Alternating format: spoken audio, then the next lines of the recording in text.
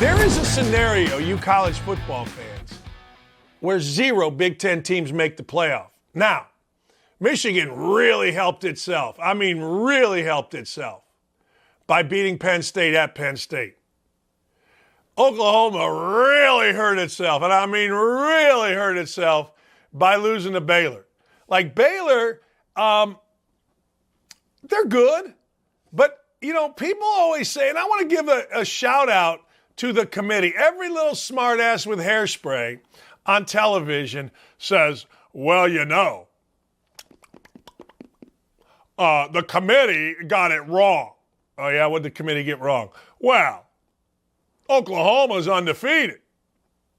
Oklahoma should be right up there. Oklahoma is the best team going. No, they're not. The committee knew it, so they made them 8th or 9th, and as soon as Oklahoma played a good team, Oklahoma got its ass beat. And then the coach started whining, and I love this. Coach, we're going to talk about sacking up. Hey, look, the coach needs to sack up Lincoln Riley. I like Lincoln Riley. I had a chance to interview him. I liked him. It was his first November loss. My wife Lee and I were in Chicago. We were at a bar called Kirkwood's having lunch. TVs everywhere. That's why we went there. Good food. It's pretty good.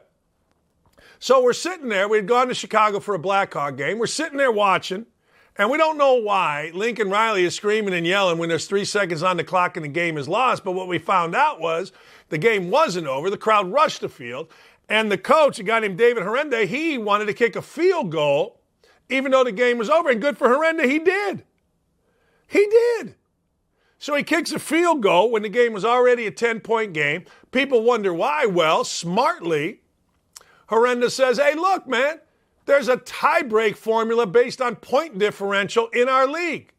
I owe it to my players to get the biggest point differential. And I salute you. You're damn right you do.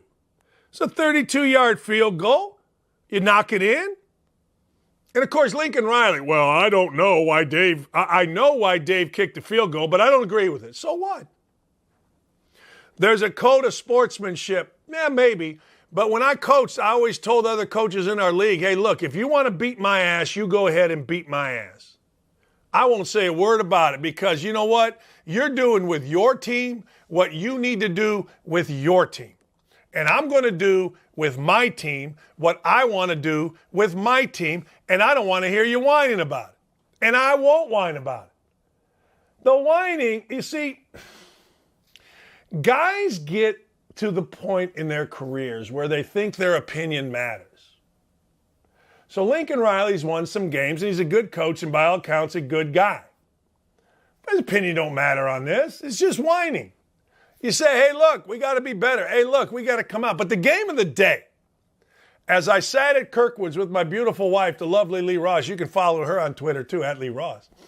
As I followed it was a game that really didn't have implications, but it was a great game. I've never seen this before in an SEC game, but I'm not going to sit here and tell you that I watch every SEC game. I don't. I'm not going to sit here and tell you. But I do like college football. It's my favorite sport. 40 consecutive points. 28-3 was what Auburn was doing to Mississippi State. So what happened? 40 consecutive points. I'm going to say that again. 40. That's 6 touchdowns and missed 2 extra points in the process. 40. My wife's looking over, and I'm watching the Indiana game as Indiana got trounced, and then the other game over here was the Michigan game. And Lee's like, hey, Dan, you got to watch this game. This is unbelievable. Mississippi State went from down 28-3 to winning 43-34. That was a hell of a game. Cincinnati did what Cincinnati does, snuck by a bad opponent.